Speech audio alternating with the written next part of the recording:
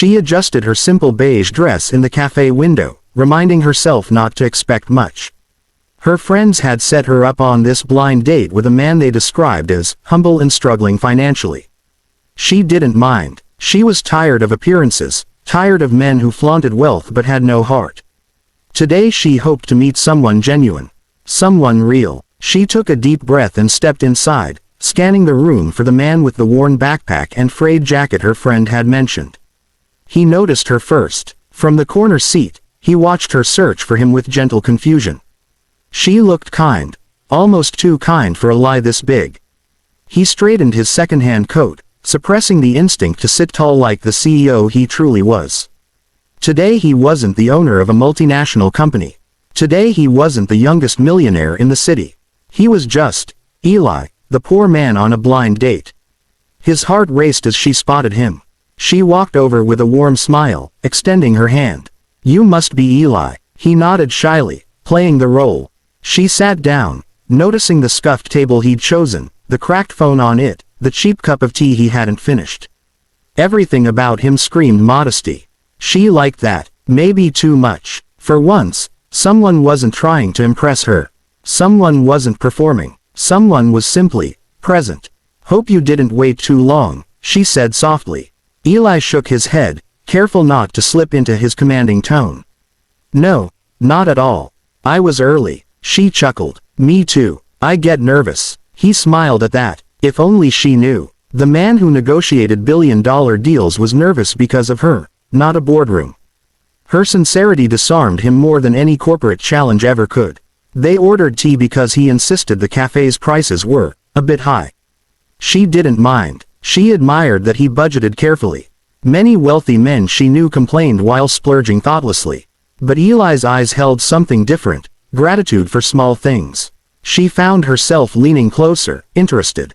Little did she know his drivers, assistants, and security teams were blocks away, waiting for a call he refused to make.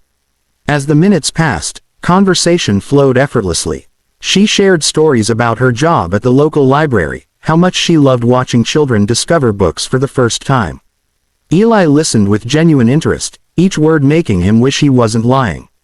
He had built his empire on truth, discipline, and transparency.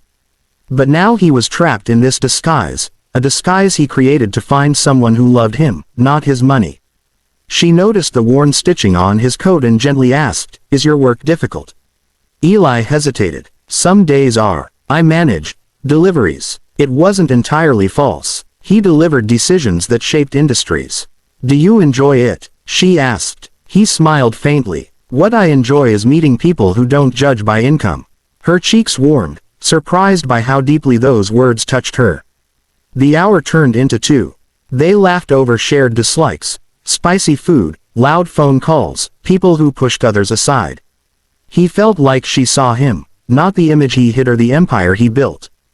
For the first time in years, he wasn't surrounded by people seeking contracts, investments, or favors.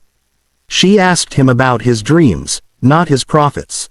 It was refreshing, dangerous, addictive. At one point, she offered to pay the bill when he hesitated, looking at the menu. Her natural kindness almost broke him. He wasn't used to anyone offering him anything except business cards and expectations. "No, no," he said quickly, "I invited you." She nodded, respecting his pride. He loved that she didn't embarrass him or insist. She understood boundaries effortlessly. When they stepped outside, the evening breeze carried the scent of rain. She hugged her coat around herself. "Do you live far?" He swallowed. His penthouse was a 30-second drive away. "But tonight, about an hour by bus." She bit her lip sympathetically. "Let me walk you to the stop." He shook his head quickly. "No, I'd rather walk with you instead." They walked slowly down the street, talking about mundane things, favorite pastries, childhood memories, old cartoons. But to him, every minute felt like something he didn't deserve. She glanced at him often, noticing how he avoided puddles carefully, how he smiled quietly, how he always walked on the side facing the road. Small gestures, big meaning. The rain began, gentle at first. She pulled out a small umbrella, barely big enough for one. He insisted she take it, but she refused. "We'll share." Their shoulders brushed under the tiny canopy, and he felt his heart twist. She wasn't just kind, she was selfless, and he was deceiving her. His chest ached with guilt. They found shelter under a shop roof as the rain intensified. She laughed, shaking droplets from her hair. "This is kind of romantic," she said without thinking. He froze. She blushed. "I mean, just the rain. Not, well," he laughed softly, relieved. She was adorable when flustered. "It is romantic," he agreed, voice lower than he intended. Lightning flashed behind them, illuminating her face. She studied him silently, noticing something in his eyes, a depth that didn't match his clothes. "Eli, you're hard to read," she whispered. He panicked slightly. "In a good way," she added, smiling. But the question lingered in her gaze. "Who are you really?" He changed the subject quickly, asking about her favorite hobbies. She talked about reading and collecting rare bookmarks. He listened with focus unusual for someone pretending to be ordinary. But he truly cared. Every word she spoke became another reason he dreaded the truth coming out. Because the truth always came out. A street musician played violin nearby, and she drifted toward the sound. Eli followed, watching how her eyes softened at the melody. She placed a tiny folded note into the musician's case, the last of her spare cash for the day. Eli felt his throat tighten. She didn't have much, but she still gave. Meanwhile, he, who had everything, had given her nothing but lies. When she turned back, she caught him watching her with something like admiration mixed with regret. "Eli, are you okay?" He nodded, forcing a smile. "Just thinking." She tilted her head gently. "About what?" He hesitated before answering. "About how rare people like you are." Her breath hitched softly. They walked again, slower this time. She felt strangely drawn to him, more than she expected from a blind date.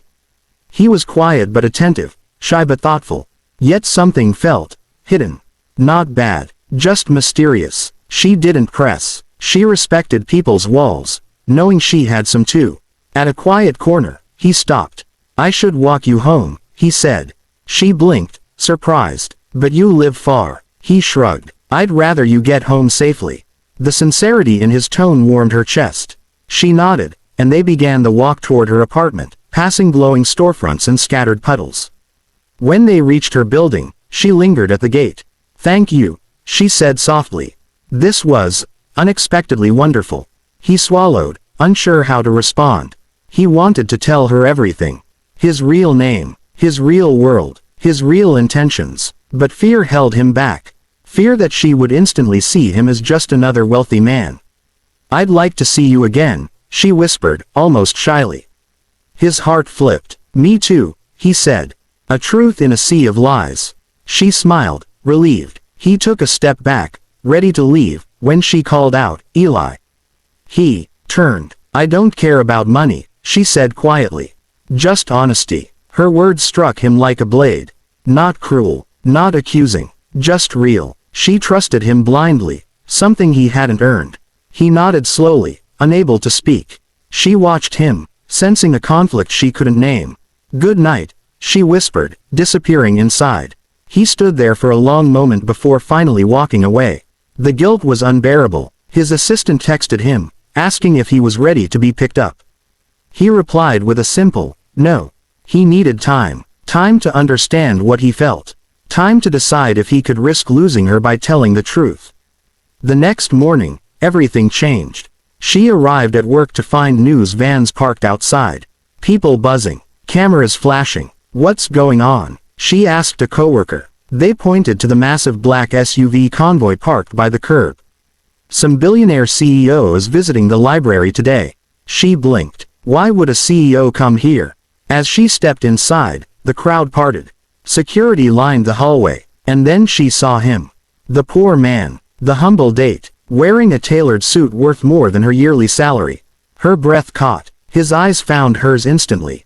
Regret, hope, fear. He approached slowly, ignoring cameras, ignoring gasps. "I'm sorry," he said softly. "My name is Elias Carter. And everything you saw yesterday was me trying to be someone you could trust." She stared, speechless. Hurt flickered in her chest, but so did understanding. He wasn't showing off now. He looked scared, human. "I don't want you to love the CEO," he whispered. I want you to love the man. She exhaled shakily. After a long moment, she stepped closer. Then don't hide from me again. Relief flooded his face, and for the first time, he reached for her hand, not as a disguise, but as himself.